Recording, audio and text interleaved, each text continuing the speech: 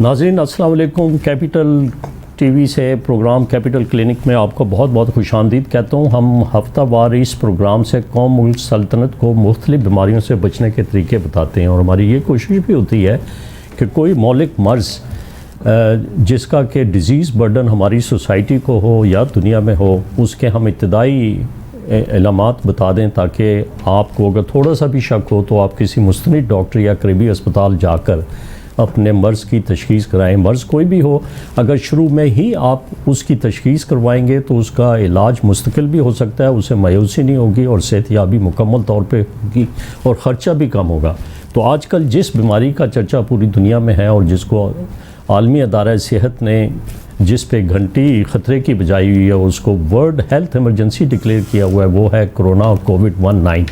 तो इसका बर्डन खुशकिस्मती से हमारे मुल्क में, हमारी सोसाइटी में कुछ कम है, लेकिन अगर दुनिया में देखें तो कम से कम इसमें 35 लाख अफराद जो हैं इस बीमारी की लपेट में आ चुके हैं और उनमें से लगभग 3.5 लाख के करीब जो हैं वो अपनी मौत के आगोश में चले गए। इस बीमारी की वजह से हमारे मुल्क में देखें तो 52,000 लोग इस बीमारी का हमला 52,000 से तकरीबन थोड़े से ज़्यादा हैं, उनमें वह और 1100 के करीब लोग जो हैं अपनी जान की बाजी हार गए। तो मैं आज कोरोना पे एक्सक्लूसिव डिस्कशन नाज़रीन आपके लिए करूँगा। इसके लिए मैंने मुल्क के बड़े माहिर प्रोफेसर ऑफ मेडिसन हैं जो कि बैनुल अक़वामी और कौमी शोहरत याफ्ता हेपेटोलॉजिस्ट हैं, गैस्ट्रोएंटरोलॉजिस्ट हैं। प्रोफेसर ग़ियासुन नबी तैयब आज मेरे साथ हैं और ये चीफ़ एग्जेक्टिव भी रहे लाहौर जनरल अस्पताल के और प्रिंसिपल भी रहे अमीरुद्दीन मेडिकल कॉलेज के। बहुत बड़ा नाम है।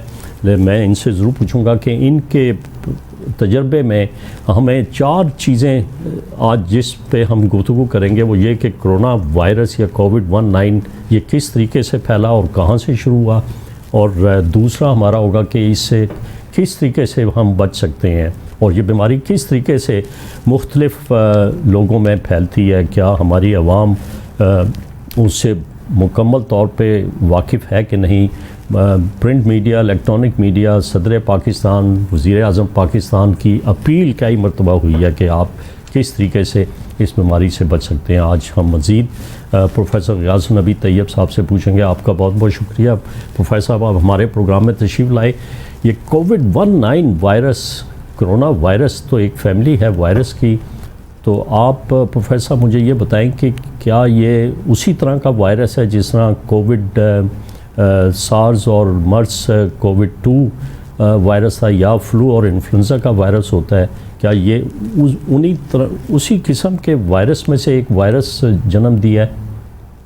सदाक साहब, पहले तो आपका बहुत शुक्रिया कि आपने मुझे दावत दी। इस तरह मैं कैपिटल टीवी का शुक्रगुज़ार हूँ, मुझे दावत दी। आप मेरे उस्ताद भी हैं, आप मेरे मोहतरम भी हैं और आपके साथ मेरा कम से कम कोई 30 साल पुराना ताल्लुक़ है। तो सवालात आपने जितने भी कि बहुत ही अहम है कि कोविड-19 किस बला का नाम है। कोविड-19 एक जरासीम है जो कि कोरोना फैमिली, उसी फैमिली से जिसमें सांस इन्फेक्शन, मर्ज़ इन्फेक्शन जो सऊदीया में हज के दिनों में फैले और उसके बाद पूरी दुनिया में उसका चर्चा हुआ, ये उसी फैमिली से बिलोंग करता है। Highly contagious, highly lethal infections हैं ये। अब लीथल की जब बात करते हैं तो हमारे अवाम में शायद ये बैठा हुआ कि शायद ये इतना पाकिस्तान में लीथल नहीं है। हकीकत ये है कि इसके मुतालिक हमें अभी कुछ ज़्यादा मालूम नहीं है। लीथल इसलिए नहीं है कि शायद इसका फैलाव उतना नहीं हुआ जितना मतवक्को था या जितना इनिशियल लॉकडाउन ने उसको कंट्रोल कर दिया, तो उससे हमारी बचत हो गई। अभी कैसे बना, अभी तक जो साइंसी शवाहिद वो तो ये कहते हैं कि जानवरों से ये मुंतकिल हुआ इंसानों में और ये इत्तफाकी तौर पे हुआ, कोई साजिश नहीं है, कोई इसके पीछे इसके अलावा कोई कॉन्स्पिरेसी थ्योरी कतई तौर पे नहीं है। ये बहुत अरसा हमारी अवाम में भी, बल्कि आलम इस्लाम, बल्कि पूरी दुनिया में ये चीज़ थी कि ये एक साजिश है, इंजीनियर्ड वायरस है जो कि वुहान यूनिवर्सिटी से शुरू हुआ और वहाँ पे एनिमल फूड स्ट्रीट थी जहाँ पे कि लाइव एनिमल्स भी बिक रहे थे, वहाँ से ये इंसानों में मुंतकिल हुआ। आप क्या कहते हैं कि ये कोई साजिश नहीं हो सकती? आप इसमें बिल्कुल ठीक है। ये खाली पाकिस्तान में ये कॉन्स्पिरेसी थ्योरी या साजिशी थ्योरी चर्चा नहीं था, बल्कि इंटरनेशनल मीडिया में भी था, और नॉन सिर्फ इंटरनेशनल मीडिया में बल्कि पॉलिटिकल लीडरशिप में ये बातें उतरी कि शायद ये जानबूझ के फैलाया गया है, किसी लेबॉर्ट्री में बनाया गया, उसके बाद इसको इंसानों में मुंतकिल किया गया और एक साजिश के तहत इसको भिजवाया गया फ़लाँ मुल्क में। लेकिन अभी तक जो हम लोगों की कॉन्टैक्ट ट्रेसिंग मेडिकल की जो बुनियाद होती है उसके हिसाब से हम देखें तो कतई तौर पे इसके मुतल्लिक कोई फ़ायदा नहीं। अभी तक जो जितनी भी जेनेटिक टेस्टिंग हुई है उसमें ये कहा जा सकता है कि जो प्योर इत्तफाकन म्यूटेशंस होती हैं, और ये ज़िंदगी पहली दफ़ा नहीं हुआ, इंसानी ज़िंदगी पहली दफ़ा नहीं हुआ, बल्कि इससे पहले हेपेटाइटिस बी के जरासीम को देखें वो भी ऐसे मुंतकिल हुआ, हेपेटाइटिस सी भी ऐसे ही इंसानों में मुंतकिल हुआ, और इसके अलावा बेतहाशा ऐसी एग्जांपल्स हैं जो कि ज़ूनोटिक यानी जानवरों के इन्फेक्शन थे, जो कि जब इंसान और जानवर आपस में क्लोज़ कॉन्टेक्ट में आए तो उसमें ये जरासीम इस तरह मुंतकिल हुए। तो एक दफ़ा ये जब जरासीम इंसानों में मुंतकिल हो गया तो जैसे नस्ल ज़ुकाम का जरासीम एक से दूसरा मुंतकिल होता है, फिर ये प्रोपगेशन चलती है क्योंकि इसकी कंटेजियसनेस बहुत हाई है, यानी एक इंसान से दूसरे इंसान को मुंतकिल होने की स्पीड और उसकी शरह बहुत ज़्यादा है।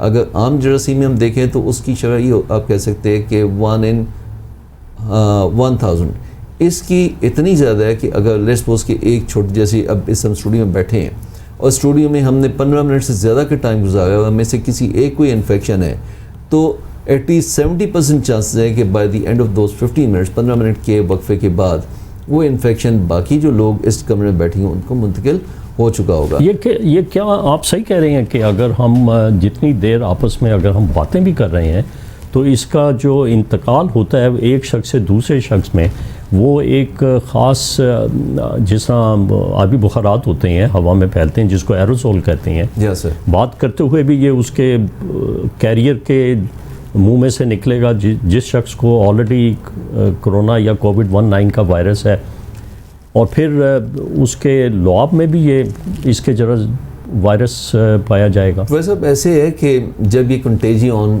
नाक के रास्ते, क्योंकि इसका जो अंदर की ट्रांसमिशन है वो नाक के रास्ते सांस की नाली और फेफड़ों में अंदर जाके इसकी मल्टीप्लिकेशन होती है। तो जब एक दफ़ा नाक के अंदर जाएगा, नाक से फेफड़ों में जाएगा, फेफड़ों से नीचे जो मेन रेस्पिरेटरी ट्री है उसमें जाएगा, तो वहाँ पे इसकी मल्टीप्लिकेशन होती है। वहाँ से मल्टीप्लिकेशन के बाद इसका सिस्टेमिक स्प्रेड है। सिस्टेमिक स्प्रेड का मतलब ये है कि इसने आंतों में भी जाना है, इसने जिगर में भी जाना है, इसने दिल में भी जाना है, इसने दिमाग में भी जाना है। इसलिए अगर आप देखें तो अब बहुत सी ऐसी इलामत सामने आ गई जो कि अभी तक पहले डिस्क्राइब नहीं थी। और ये याद रहे कि मेडिकल हिस्ट्री में हमारा अभी तक का तजुर्बा पिछले 5 महीने का, इससे ज़्यादा हमें इस बीमारी के मुतालिक इल्म नहीं है। जितना भी हमारा इसका तजुर्बा बना है, ये आप कह लें कि कोई तकरीबन 11 दिसंबर ऑनवर्ड हमें समझ आनी शुरू हुई है, ये पता चलना शुरू हुआ कि ये एक नई बीमारी यूनिवर्स में, दुनिया में आई है और इसकी ये इलामात होती हैं। तो मेनली आम लोगों के लिए तो ये कि ये रेस्पिरेटरी यानी छाती की तकलीफ़ है, लेकिन हकीकत में छाती की तकलीफ़ नहीं बल्कि पूरे जिस्म की तकलीफ़ है। और इसी वजह से अगर आप उनकी इलामात को देखें तो इलामात सिंपल छाती की हद तक नहीं है, बल्कि इसकी जो मेन इलामात वो स्टार्ट की वो होती ये हैं कि बंदे को शदीद थकन का एहसास, कमर में दर्द, और इतनी दर्द कि बंदे का लगता है कि इंसान को लगता है, ये जिस बंदे को इन्फेक्शन हो जाए उसको लगता है कि उसकी कमर टूट गई है। और ये इसके लिए जो दौरानिया है वो जब वायरस आपके जिस्म में दाखिल होता है तो कम से कम 14 दिन के अंदर अंदर इसकी अलामात जो हैं वो नमूदार होती हैं। और सबसे पहले शुरू में कौन सी अलामतें आती हैं जिससे कि थोड़ा सा अलार्म हो जाए, हमारे नाज़रीन को पता लग जाए कि शायद उनमें शक पैदा हो जाए कि कहीं उनको कोरोना वायरस का हमला तो नहीं हुआ, तो वो अपने आप को सेल्फ़ क्वारंटीन में चले जाएँ कि एक अलग कमरे में और अपने इर्द गिर्द जो सेहतमंद अफराद हैं उनसे दूर बैठें, फासले पे बैठें और मास्क का इस्तेमाल ज़रूर करें। वो कौन सी ऐसी शुरू में अलामात आप बता सकते हैं जिनसे कि हमारे नाज़रीन को थोड़ा सा शक भी पैदा हो तो वो सेल्फ़ क्वारंटीन में जाना उनके लिए बेहतर होगा? सर आपने बहुत अहम मौजू उठाया कि अगर इन्फेक्शन हो जाए तो क्या अहम तदाबीर हैं। पहली बात लोगों को समझने की ज़रूरत है, एक मेडिकल में हम टर्म यूज़ करते हैं नेचुरल हिस्ट्री।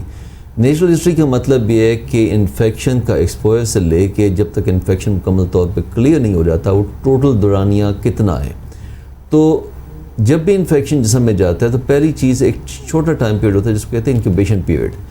कि एक कंटेजियन है, जैसे अभी आपने पहले बात की कि हम बात कर रहे हैं या जब भी इन्फेक्शन होता है तो छींकें भी आती हैं, खांसी भी आती है, बलगम भी बाहर निकलती है, तो बातें करते हुए या खांसते हुए, छींकते हुए जो अंदर की रतूबतें हैं वो एरोसोल की शक्ल में आप कंटिन्यूसली हवा में फेंक रहे होते हैं। जितना आपके अंदर इन्फेक्टिव कंटेजियन ज़्यादा है उतना आपके ड्रॉपलेट्स में उसका जो इनोकुलम है यानी जो जरासीम की मिकदार वो ज़्यादा तादाद में और मिलियंस की तादाद में होंगे। छोटे से ड्रॉप्स के अंदर मिलियंस के करीब जो हैं वायरस की मौजूदगी होगी, और वो वायरस अगर किसी सतह पे गिरे, किसी मेज़ पर या किसी प्लास्टिक के मटेरियल पर या आपके हाथों पर या कपड़ों पर, तो वहाँ से भी वो ज़िंदा रहता है और काफ़ी अरसे तक वो ऐसा। तो उसमें सवाल ये है कि जो एक अगला कॉन्सेप्ट होता है इन्फेक्टिव डोज। अब इन्फेक्टिव डोज अगर हम मिलियंस में बातें करते हुए, खांसते हुए, छींकते हुए हवा में फेंक रहे हैं तो उसकी सस्टेनेबिलिटी ओपन एयर में जब धूप भी है, हवा भी चल रही है, वो कम है।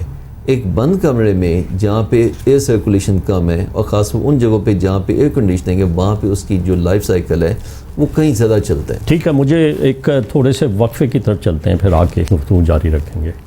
नाज़रीन, प्रोग्राम में दोबारा खुशामदीद कहता हूँ। तो प्रोफेसर ग़ियासुन नबी तैयब, आप ये बता रहे थे कि अभी ये बीमारी चूँकि एक नई बीमारी है और इस पर बड़ी तेज़ी से रिसर्च भी हो रही है, और वो रिसर्च कुछ अद्वियात पे भी हो रही है और साथ वैक्सीन बनाने की भी कोशिश जारी है, और इस बीमारी के बारे में अब तक जो मालूमात हैं वो ये हैं कि ये फेफड़ों पर असरअंदाज होती है ये बीमारी। तो आप कुछ रिस्क फैक्टर्स होते हैं, कुछ ऐसे लोग होते हैं जिनमें इसका कोरोना वायरस या कोविड-19 होने के चांसेस ज़्यादा होते हैं, वो आप बताएंगे कि वो कौन कौन से ऐसी बीमारियां हैं या ऐसे अशख़ास हैं जिनमें कि कोरोना कोविड-19 का हमला जो है वो ज़्यादा बनिस्बत एक आम सेहतमंद शख्स के ज़्यादा होने का ख़तरा होता है? प्रोफेसर साहब, आपने बहुत अच्छी बात की कि कौन से लोग ज़्यादा रिस्क पे हैं, किन को ज़्यादा एहतियात चाहिए। मैं जब वक्फा आया था तो मैं एक बात कर रहा था कि कंटेजियन, इन्फेक्टिव कंटेजियन किस चीज़ का नाम है, इन्फेक्टेड डोज क्या होती है, ताकि आवाम को समझ आ जाए कि ये जो हम बात करते हैं कि मास्क पहनें, सोशल डिस्टेंस रखें, हाथ ना मिलाएं, गले ना मिलें, उसकी क्या अहमियत है। क्योंकि जब हम खांस रहे होते हैं, छींक रहे होते हैं, बात कर रहे होते हैं, तो कंटिन्यूसली हम अपने मुंह से जरासीम बाहर फेंक रहे हैं। और एक चीज़ याद रखें कि एक चीज़ पे तो तमाम मेडिकल जो फिटर्निटी है वो इसमें मुत्तफ़िक है कि 80% केसेस एसिम्प्टोमेटिक होते हैं। देखिए, एसिम्प्टोमेटिक का मतलब ये नहीं कि वो इन्फेक्टिव नहीं होते, वो भी उतने ही इन्फेक्टिव हैं, उनसे भी इन्फेक्शन फैलने के उतने ही चांसेस जितना एक ऐसे बंदे जिसमें सिम्टम्स हैं, जिसमें इलामात हैं, वो बेशक आईसीयू में बैठा है या बेशक किसी वार्ड के बिस्तर में लेटा हुआ है या वैसे मोहल्ले में घूम फिर रहा है। तो एसिम्प्टोमेटिक पेशेंट भी उतना ही ख़तरनाक है जितना नॉन एसिम्प्टोमेटिक पेशेंट। और एसिम्प्टोमेटिक पेशेंट इस लिहाज से ज़्यादा ख़तरनाक हो जाता है क्योंकि उसमें इलामात नहीं है, उसमें इन्फेक्शन है, उसने आपकी मॉल्स में भी घूमना है, उसने आपकी पब्लिक प्लेसेस में भी जाना है, उसने इस तरह के स्टूडियोज़ में भी बैठना है, उसने ऑफिस में भी आना है। और ये इस बीमारी की एक अहम चीज़ भी है जिसको अगर अवाम समझे कि एक साइड पे आपका ऐसे लोग हैं जो कि कंटिन्यूसली जरासीम फेंक रहे हैं, दूसरी साइड पे इन्फेक्टेड डोज का कॉन्सेप्ट है जिससे आपने बचना है। अब इन्फेक्टेड डोज जो है मिनिमम कहते हैं कि अगर छोटे छोटे चंक्स में अप टू 1000 कंटेजियंस लें तो चांसेस ये हैं कि आपके अंदर जरासीम की शिद्दत नहीं बनेगी, बनिस्बत इसके कि आपने एक ऐसी क्लोज प्रॉक्सिमिटी में चले गए, एक ऐसी बंद जगह पे चले गए जहाँ पे इन्फेक्शन है, जहाँ पे सर्कुलेशन ऑफ एयर नहीं है, जहाँ पे आपका क्लोज कांटेक्ट है, यानी आप अगले बंदे की बहुत नज़दीक जगह पे हैं, आपने मास्क नहीं पहना हुआ, जो पेशेंट है उसने मास्क नहीं पहना हुआ, तो उसमें आपके जरासीम की ज़्यादा मिकदार जिसम में लेके जाने के चांसेस ज़्यादा हैं। और ये याद रखें कि जितने जरासीम ज़्यादा होंगे उतना जिस्म की क़ुव्वत मुदाफ़त उसको कंट्रोल नहीं कर पाएगी। फैसल साहब ने एक बात की कि शायद ये फेफड़ों की बीमारी, मैं पहले आपसे वाज़ेह कर चुका, ये खाली फेफड़ों की बीमारी नहीं है, ये सिस्टमिक बीमारी है। इसमें मैदे आंतों की भी इलामात आती हैं, इसमें जिगर की भी इलामात आती हैं, इसमें आँखों की भी सोजिश आ जाती है, और इसमें दिमाग की झिल्ली की भी सोजिश आती है, जिसकी वजह से बाज़ औक़ात झटके और दिमाग की डिजीनेस के मसाइल बनते हैं। एक आप गैस्ट्रोएंटरोलॉजिस्ट हैं, आप अक्सर कैमरा डाल के स्टमक की बीमारियों की तशख़ीस भी करते हैं, क्या आपका अमला और आपका डिपार्टमेंट रिस्क पे होता है कि अगर खुदा न खास्ता उसका वायरस उसके जिस्म में है जिसका आप एग्ज़ामिनेशन कर रहे हैं तो वो फैल ना जाए आपके जो front line health care worker हैं? क्योंकि शुरू में जब ये बीमारी आई तो आप मुझसे मुत्तफ़िक होंगे कि इसके बारे में और इसके फैलाव के बारे में इतनी शायद इल्म नहीं था, जिसकी वजह से लोगों के पास PPEs नहीं थी और उनके मास्क नहीं पहन रहे थे। वो उसकी वजह से हमारे प्रोफेशन के भी 4-5 डॉक्टर जो थे वो मौत की आगोश में गए। उसामा रियाज सबसे पहला डॉक्टर था जो गिलगित में तुफ्तान से आए हुए जो ज़ायरीन थे उनका इलाज करते हुए बेचारा अपनी जान की बाजी हार गया।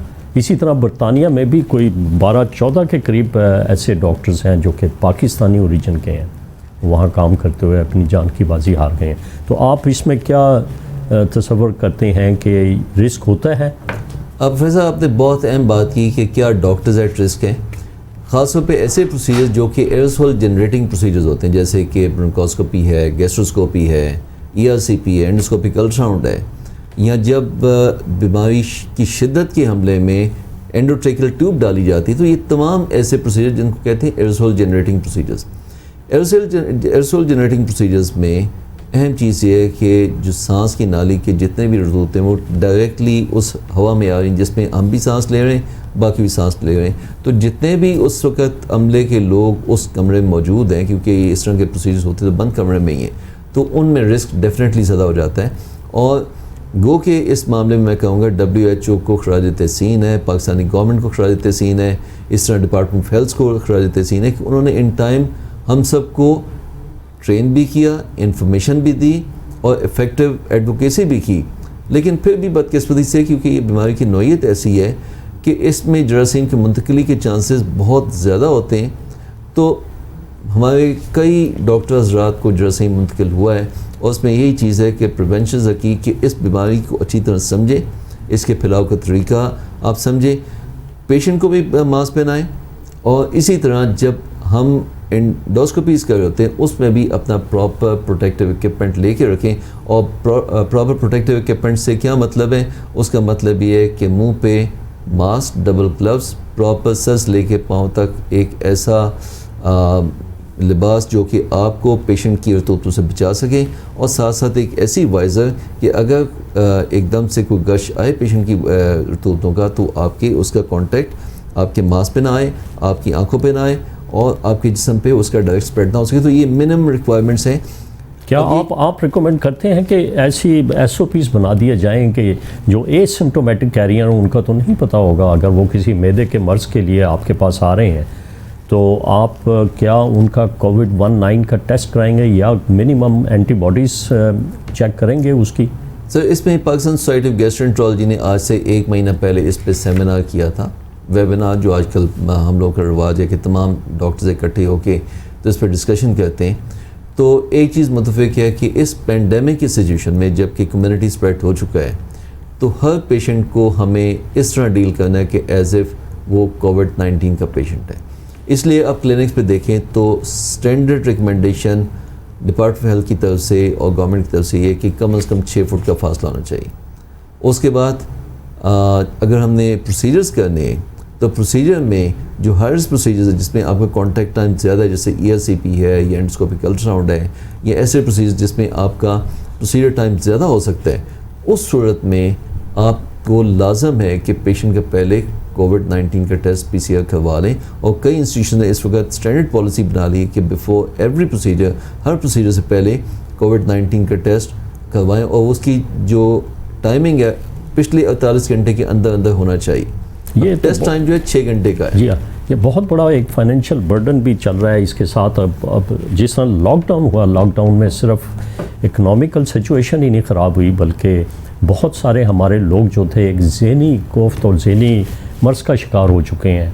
तो क्या आप क्वारंटीन के हिसाब के हवाले से अगर मैं आपसे एक सवाल करूं तो बेस्ट क्वारंटीन क्या है कि अगर किसी को थोड़ा सा भी शक है, जो आपने शुरू की अलामात बताई कि खुश्क खांसी होना, बुखार होना और जिस्म में दर्द होना, अगर किसी शख्स को आजकल के दौर में ये इस किस्म की कैफियत होती है तो उसे चाहिए कि वो अपने घर में ही सेल्फ़ क्वारंटीन में चला जाए और मज़ीद 14 दिन के लिए रहे, और अगर थोड़ा सा भी सांस में दुश्वारी होती है तो फिर किसी मुस्तनिद डॉक्टर के पास या करीबी अस्पताल में जाके अपना टेस्ट करवाएं। और कोविड-19 का टेस्ट आप किस वक्त ज़रूरी समझते हैं कि कब होना चाहिए? वैसे अब ये फिर हम वापस उस बात पे आ गए जो कि नेचुरल हिस्ट्री को मैं एक्सप्लेन कर रहा था कि नेचुरल हिस्ट्री हम इंक्यूबेशन पीरियड तक पहुँचे थे। तो एक चीज़ याद रखें कि नेचुरल हिस्ट्री में 14 से 21 दिन हम मिनिमम गिनते हैं कि जिसमें अगले बंदे के अंदर जरासीम मौजूद रहता है। यानी जिस दिन जरासीम गया, इंक्यूबेशन पीरियड होता है कि जिसमें जरासीम ने मल्टीप्लाई करना है टू सच एन एक्सटेंट कि वो बीमारी का बायस बन सके और बीमारी के सिम्टम्स पैदा कर सके। तो ये है 1 से लेकर 4 दिन तक, मैक्सिमम ये जाएगा तो 7 दिन तक जाएगा। अगर 7 दिन के अंदर अंदर सिम्टम्स नहीं आए एक्सपोजर के बाद और आपका टेस्ट नेगेटिव है, तो उसका मतलब है कि आपके अंदर जरासीम मुंतकिल नहीं हुआ। लेकिन अगर आपके सिम्टम्स आ गए, जो कि आमतौर पे 4 से 5वें दिन आते हैं, तो जिस दिन सिम्टम्स आए वो उससे 1 दिन पहले और उसके 2 दिन बाद तक आप मैक्सिमली इन्फेक्टिव हैं।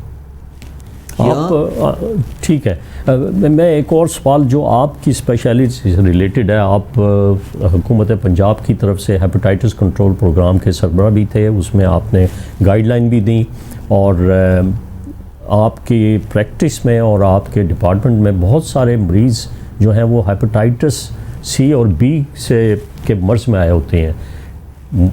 अगर उनमें कोविड-19 का वायरस चला जाए तो क्या समझते हैं कि बहुत फैटल साबित हो सकता है, और किस तरीके से उनकी आप बचाव तो एक ही है कि इसकी प्रिवेंशन करें, जैसा आपने शुरू में बताया कि हाथों को साबुन से अच्छी तरह धोया जाए, जो शख्स जिसमें ये वायरस है वो मास्क रखे और सोशल डिस्टेंसिंग करें, गले ना मिलें, हाथ ना मिलाएं और अपने हाथों को। वो तो आपने बिल्कुल ठीक है कि ये तो रिस्क फैक्टर्स में एक वो भी मरीज़ हैं जिनको हेपेटाइटिस सी और हेपेटाइटिस बी का आर्जा है। यहाँ पे प्रोफेसर मैं एक मिथ क्लियर कर दूँ कि कुछ लोग कहते हैं कि जी जो उस कैटेगरी में जिनमें जरासीम की शिद्दत बनने के, बीमारी की शिद्दत बनने के चांसेस ज़्यादा हैं, उनको सिर्फ एहतियात करनी चाहिए। नहीं, इसमें मैं एक चीज़ एक्सप्लेन कर दूँ कि हर बंदे को एहतियात चाहिए, बेशक वो छोटा है या बेशक वो बड़ा है। प्रोबेबिलिटी शदीद बीमारी के हमले की वो ज़्यादा है उन लोगों में जिनमें उम्र 65 साल से ज़्यादा है, जिनमें कोमॉर्बिडिटीज़ यानी शुगर, ब्लड प्रेशर, जिगर का आर्जा, इस तरह की बीमारियाँ। लेकिन छोटी उम्र में भी गलत नतीजा निकल सकता है। गलत नतीजे का मतलब कि शिद्दत, बीमारी की शिद्दत का हमला हो सकता है। अब जो डॉक्टर सामने उनकी एज तो छोटी थी, अदरवाइज़ वो फिट थे, तो छोटी उम्र में भी ये इस तरह के मसले मसाइल आ सकते हैं। और बच्चों में भी हमने देखा है कि उनमें शदीद बीमारी के हमले हुए।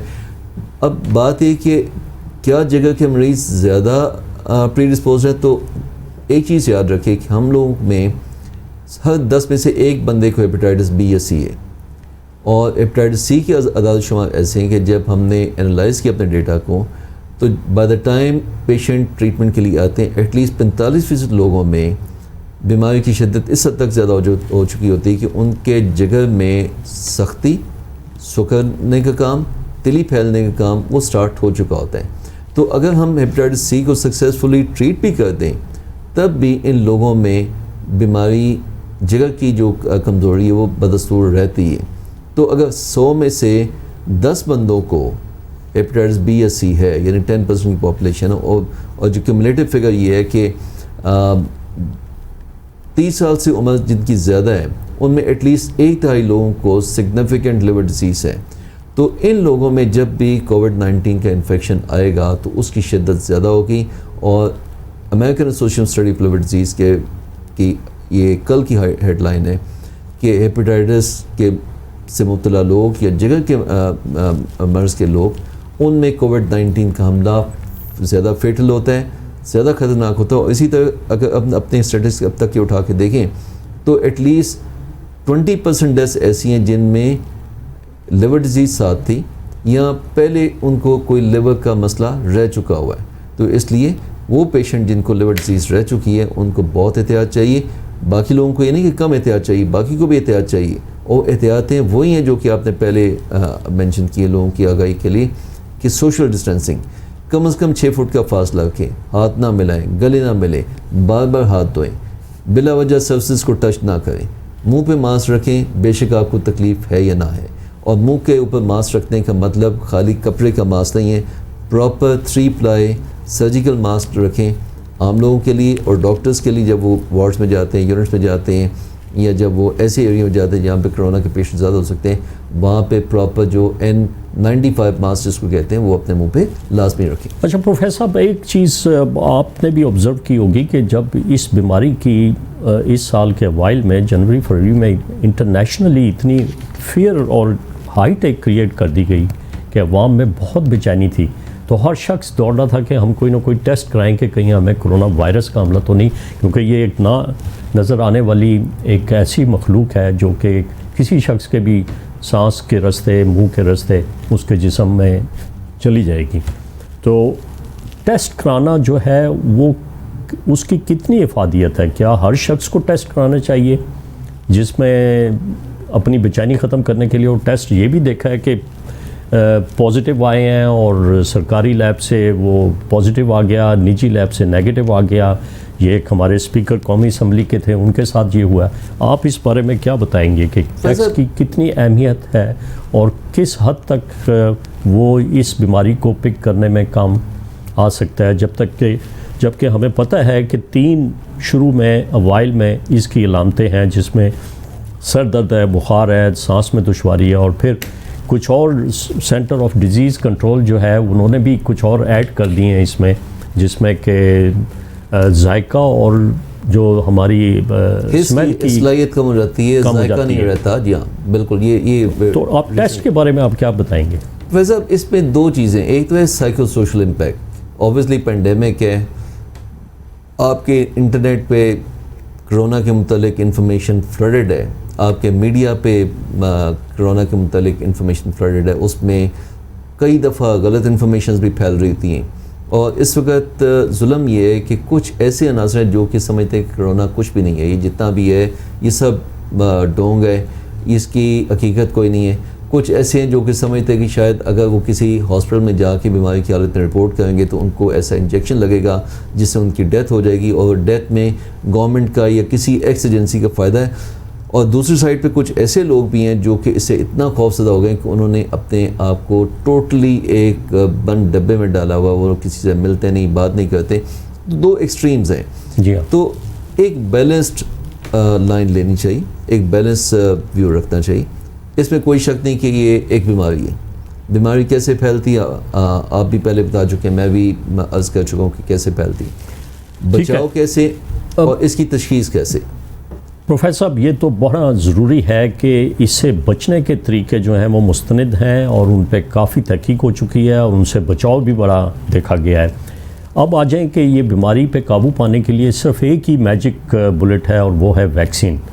जो अद्वियात हैं अभी तक FDA ने कोई मुस्तनद दवाइयाँ इसके लिए अप्रूव नहीं की। आप क्या समझते हैं कि शुरू में ये क्लोरोक्विन का इस्तेमाल या आइवरमेक्टिन एक जो कीड़ों को ख़त्म करने वाली दवाई होती है उसका, या एंटीवायरल जिसको जो कि जापान और चाइना और फ्रांस में बड़ी इस्तेमाल की गई और जिसके लिए हंगामी तौर पे जिसकी अप्रूवल की गई, उससे क्या ये बीमारी का इलाज हो सकता है? सर, आपसे जिस पहले हमने बात की कि बीमारी के मुतालिक हम लोगों की जो टोटल अंडरस्टैंडिंग है वो पिछले 5 महीने से, तो एक जरासीम की फैमिली की तो हमें पता है कि फैमिली है, हमें ये पता है कि इसके ऊपर कौन कौन से रिसेप्टर्स होते हैं, हमें ये पता है कि ये रेप्लिकेट कैसे करती है, यानी उसकी जो फैमिली का हमें पता है, उसकी बिहेवियर का पता है, उसका ये पता है कि इसके कौन कौन से टारगेट्स हो सकते हैं उसको कंट्रोल करने के। तो उसी सिलसिले में एक साइड आ गई प्रिवेंशन जो कि वैक्सीन है। दुनिया में इस वक्त कम से कम 10 कंपनीज़ फुल रेस में लगी हैं कि जो पहले ले आएगी ऑब्वियसली वो इकोनॉमिक बेनिफिट भी लेगी और सबसे ज़्यादा दुनिया को फ़ायदा भी वही देगी। लेकिन उसका मतलब ये नहीं कि सिंगल एक कंपनी ही कामयाब होगी, हो सकता है 10 की 10 कंपनीज कामयाब हो जाएं, क्योंकि जो वैक्सीन बनाने का प्रोसेस है हमेशा स्लो होता है। पहले उसका तजर्बे होते हैं सेल लाइंस पे, उसके बाद जानवरों पे, फिर उसके सेफ्टी ट्रायल्स होते हैं, फिर ह्यूमन ट्रायल्स होते हैं, उसके बाद उसकी कामयाबी की कंफर्मेशन आती है और अप्रूवल मिलती है, तब जाके वैक्सीन लॉन्च होती है। वैक्सीन ठीक है, वो 3 फेज़ ट्रायल जब तक नहीं होगा और जब तक एक मुस्तनिद अद्वियात नहीं आएंगी तो शायद वो उसका इतना सेफ्टी ट्रायल के लिए हमें रज़ाकार भी ना मिले। हाँ, अभी टाइम दरकार। इम्यूनोग्लोबुलिन जो कन्वेलेसेंट प्लाज्मा है उसका आप क्या कहते हैं, उसका एक्सपेरिमेंट हुआ है, लाहौर में भी हुआ है, कराची में भी हुआ है कि उससे काफ़ी मरीज़ जो हैं वो सेहत याब हुए हैं और ये प्लाज्मा उन लोगों से लिया गया जो कि कोविड-19 से पहले रिकवर कर गए थे। आप इसको अच्छा समझते हैं कि ये एक अच्छी चीज़ है? सर, कन्वेलेसेंट प्लाज्मा कॉन्सेप्ट भी एग्जैक्टली यही है कि जब जरासीम अंदर जिस्म के जाता है तो ऑब्वियसली जिस्म रिएक्ट करता है, एंटीबॉडीज़ बनाता है, वो होती हैं न्यूट्रलाइजिंग एंटीबॉडीज़। अब न्यूट्रलाइजिंग एंटीबॉडीज़ जो बंदे रिकवर कर तो उनसे लेके तो उनको ट्रांसफ़र किया जाता है ऐसे बंदे में जो कि सीरियसली सिक पेशेंट है। और यहाँ पे एक चीज़ मैं आवाम को क्लियर कर दूँ कि ये जो कन्वेलेसेंट प्लाज्मा थेरेपी है ये हर पेशेंट के लिए नहीं है, ये सिर्फ उन लोगों के लिए जो कि सीरियसली सिक पेशेंट हैं उनको इम्प्रूव करने के लिए। इसी तरह बाकी भी जो अद्वियात अभी तक कोई सामने आई हैं उसमें अगर किसी बीमारी इसके अगेंस्ट कोई कामयाबी हमें नजर आई है, सिर्फ 2 मेडिसिन के मुतालिक हम कह सकते हैं कि जिसके पीछे कोई एविडेंस है। ठीक है, इंटरल्यूकिन 6 की। प्रोफेसर साहब, आप एक बड़े रिनाउंड फिजिशियन हैं हमारे के और बड़ा आपको आपकी बड़ी कंट्रीब्यूशन है हमारी सोसाइटी के लिए। आप कौम मुल्क सल्तनत को मेरे इस प्रोग्राम के हवाले से क्या मैसेज देंगे कि कोरोना या कोविड-19 एक सीरियस बीमारी नहीं है, इससे बआसानी बचा जा सकता है, लेकिन वो लोग जो आपने पहले जिक्र किया कि जो रिस्क पे होते हैं उन्हें बहुत एहतियात की ज़रूरत है। आप एक मैसेज दे दें आज कैपिटल क्लिनिक के हवाले से। साहब, इसमें मैं लोगों को ये अपील करूंगा कि बीमारी को ना तो ये कहें कि कुछ नहीं है और ना इसको अपने लिए हवा बना लें। बीमारी को समझें कि ये हकीकत है। इसको बचने के लिए सोशल डिस्टेंसिंग, हाथ मिलाने से गुरेज करना, गले मिलने से गुरेज करना, बंद जगह पे 5-7 मिनट से ज़्यादा बैठना, मुंह पे मुश्किल मास्क रखना बहुत अहम है। उसके अलावा अगर आपको इलामात आ गई हैं तो मेडिकल के शोबे के लोगों से जो कि कोरोना का इस वक्त सेल्स बने हुए हैं उनसे रब्ता करते हुए गुरेज ना करें, बल्कि उनसे रब्ता जल्दी करें, क्योंकि टेस्टिंग बहुत अहम है। अगर आपका टेस्ट पॉजिटिव है तो उसका मतलब है कि आपके अपने अजीज़ों को, आपके अपने जानने वालों को, आपके अपने मिलने वालों को आपसे बीमारी को फैलाने से बचाना है, ताकि बीमारी के फैलने की शरह कम हो। एक चीज़ याद रखें कि इस बीमारी में अगर ये घर में ये मसला पहुंच गया तो अगर अमेरिका या यूके या यूरोप में मेडिकल सिस्टम तबाह हुए हैं या कोलैप्स किए हैं तो पाकिस्तान में भी मेडिकल सिस्टम कोलैप्स कर सकते हैं अगर हमने एहतियात ना की। बहुत बहुत शुक्रिया के मौके पे ये हम स्पेशल एहतियात रखें। बहुत बहुत शुक्रिया प्रोफेसर ग़ियासुन नबी तैयब साहब आपका कि अगर अमेरिका, बरतानिया और यूरोप में भी इस बीमारी से हलाकतें हो सकती हैं जहाँ पे कि हेल्थ सिस्टम बहुत अच्छा है, तो हमारे मुल्क में खुदा न खास्ता अगर ये बीमारी फैल गई तो बहुत ही नुकसान होगा और इससे बासानी बचा जा सकता है। मेरी ये अपील होगी कि कल ईद उल फितर के दिन आप कोशिश करें कि सोशल डिस्टेंसिंग पे अमल करें, मास्क का इस्तेमाल करें, हाथों को बार बार धोएं और अगर कोई घर का फ़र्द खांसी या ज़ुकाम में मुब्तला है तो वो कोशिश करे कि घर ही में रहे, सेल्फ़ क्वारंटीन करे और वो किसी मजमे में ना जाए। बहुत बहुत शुक्रिया नाज़रीन, आपका अपनी सेहत का ख्याल रखें और बीमारियों से बचने के तरीके उन पर अमल करें। आइंदा हफ्ते फिर हम आपकी खिदमत में हाजिर होंगे। खुदा हाफिज़।